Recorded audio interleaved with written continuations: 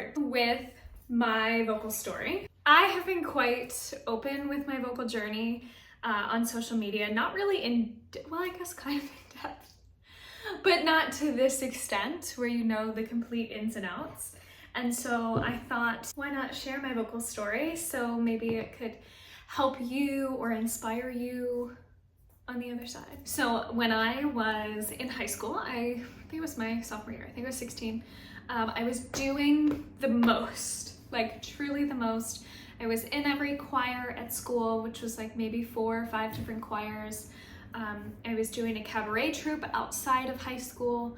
I was in the show, I was the lead in the show. We were doing the Drowsy Chaperone, so you know I was trying to scrub just like Sutton Foster. And I was taking private voice lessons, and so my voice was being used all the live long day. And in high school, I didn't really have any regard for vocal health and wellness. I didn't really know about it because I didn't really have to know about it. And so, my God, when I was that age, I would just like scream all the time. Like, ah! Like, you know how it, like in high school, I don't know, everybody screams. I was just so loud. And I would laugh loud, I would speak loudly. I don't know why, there's no rhyme or reason. And that mixed with everything else just kind of got me into trouble because I got sick and it wasn't really like a noteworthy sickness. And when you get sick and if you continue to use your voice rigorously, not really properly, on top of that sickness, you do run the risk of nerve damage. That's something that I developed when I was 16 because of my misuse on top of being sick. It was just not fun. But here's how I got there. As I was in all of these different groups, I started to notice I was getting quite breathy. And the worst symptom of them all was that I was getting these shooting pains down my larynx. And it was so uncomfortable. It was like, I don't even want to sing. I don't even want to speak. Like, you know how when your voice doesn't feel well, maybe you don't, I just kind of shut down. I don't speak. I just kind of get really sad. And so that's kind of where I was. But because of all of these things that I had going on, I didn't really have the luxury of not singing, not using my voice. So I continued to sing and it just continued to get worse and worse. I finally went to see an ENT and right off the bat, she said, okay, well, we're gonna try voice therapy, but if that doesn't work, you're going to need surgery. And so I went to voice therapy for maybe 6 or 8 months. I should fact check this with my mom. And I didn't have any improvement. I wasn't confident that that voice therapist really knew how to handle my voice. But I was 16, like who was I to say that? So we went back to the doctor for a follow-up and she said, you need surgery. So naturally, at 16, I was like, great, sign me up, cut me up and do what you need to do. I'm going to Broadway. And thank goodness I was 16 because my parents were like, we're not having you get surgery. Because the surgery was to implant a box next to the vocal fold to kind of push it in. So I have nerve paresis, where the nerves don't fire in the vocal folds properly, and so they don't always come together the way that we want them to come together with full compression. That's what caused that breathy sensation. The surgery was quite invasive, and I wouldn't be able to speak for months, let alone sing. So it was a lot, and I'm so grateful that my parents said no. And my mother, the most resourceful person, Googled where to go when you have vocal issues. And she found Massachusetts General Hospital. And we went up to Massachusetts, which luckily it was just a drive away, but it was still a trip. We were really fortunate to be able to do that. And they examined me, they did a lot of tests, and they said, don't you dare let anyone cut you open. This is not going to be a fun or short journey, but you do not need surgery. And so they recommended a voice therapist in Philadelphia, and she absolutely changed my voice, saved my career, saved my life, basically. So I started to do voice therapy. I guess it was once a week, maybe twice a week. And sometimes I would have to leave school and get on a train into the city by myself because my parents were working. And I would go to where her office was and have my voice therapy, get on the train home, and go back to school. And luckily, the school was okay with it. So I went through years of voice therapies. I want to say 3 or 4 years of voice therapy. Then we kind of evolved into voice training. And so there was so much attention on my voice, which was great because I learned the proper function of the voice. I learned especially how my voice in particular works, what it can stand, what it cannot stand, and how to kind of manage that through the amount of singing that I was doing without compromising what I needed to be doing. So a lot of times I think that vocal injuries are so obviously physically debilitating, but also mentally debilitating. I think that it takes a toll on you as the artist because your instrument is internal, therefore it's highly personal. And for something internal to not work properly or not work the way you expect it to, that is so discouraging and frustrating. And that's beyond just like a bad vocal day. It's an issue, it's a medical issue that you're having. And so it's so, at least to me, it was just all consuming.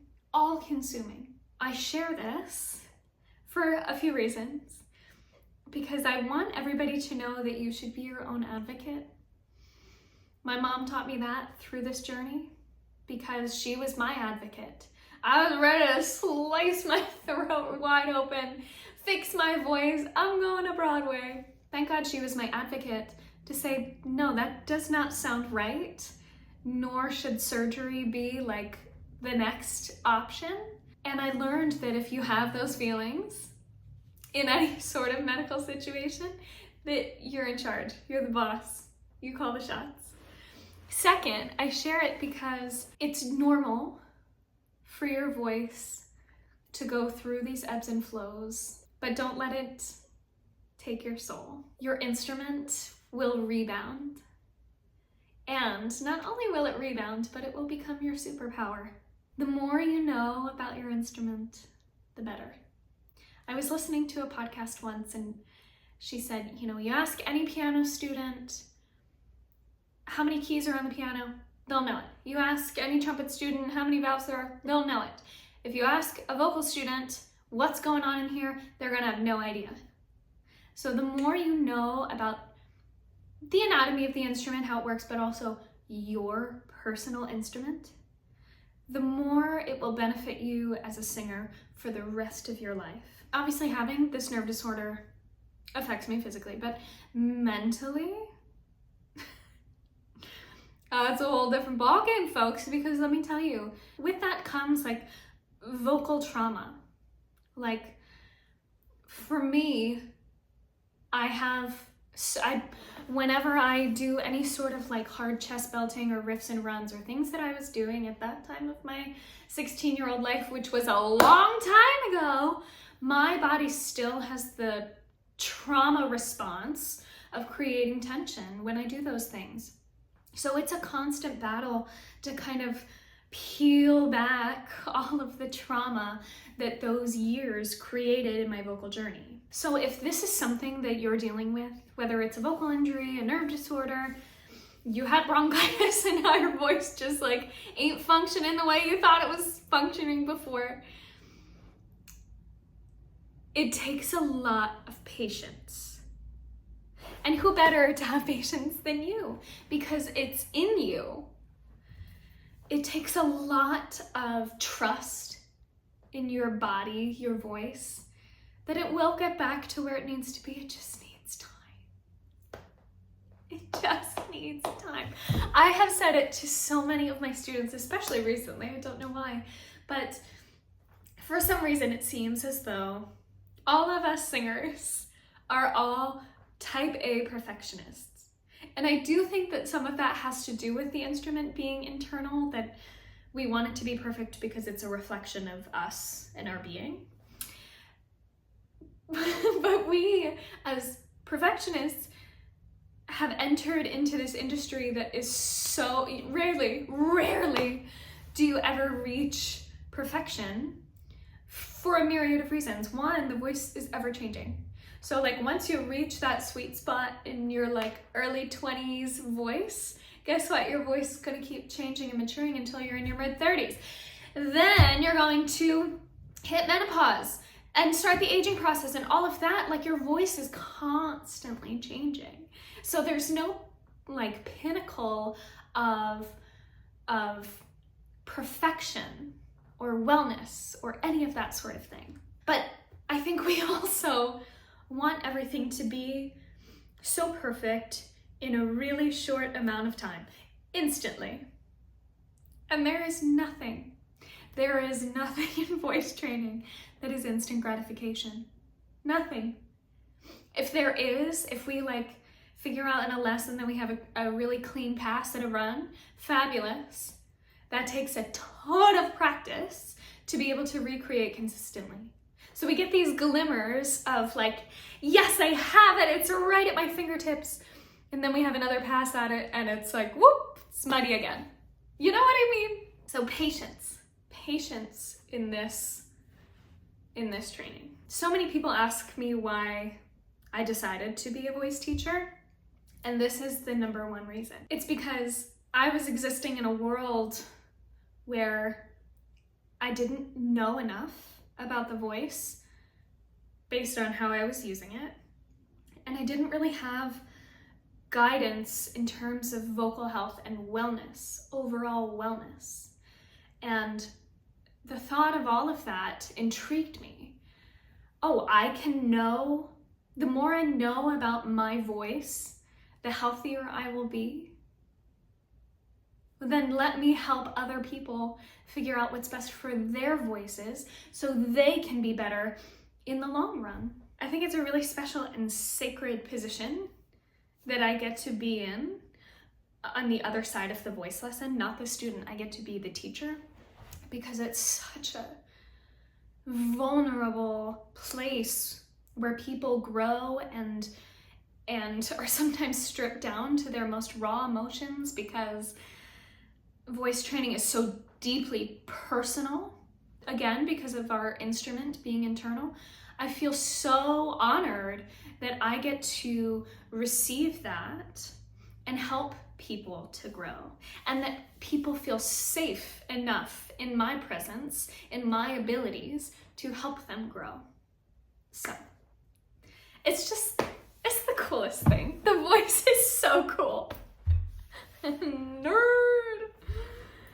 So that is my vocal journey, and it is ever changing. Boy, is it ever changing. If you have any questions, as always, leave it in the comments. I'm so happy that you continue to come back week after week and that we can share more. Knowledge is power, and be well and happy singing. Mwah!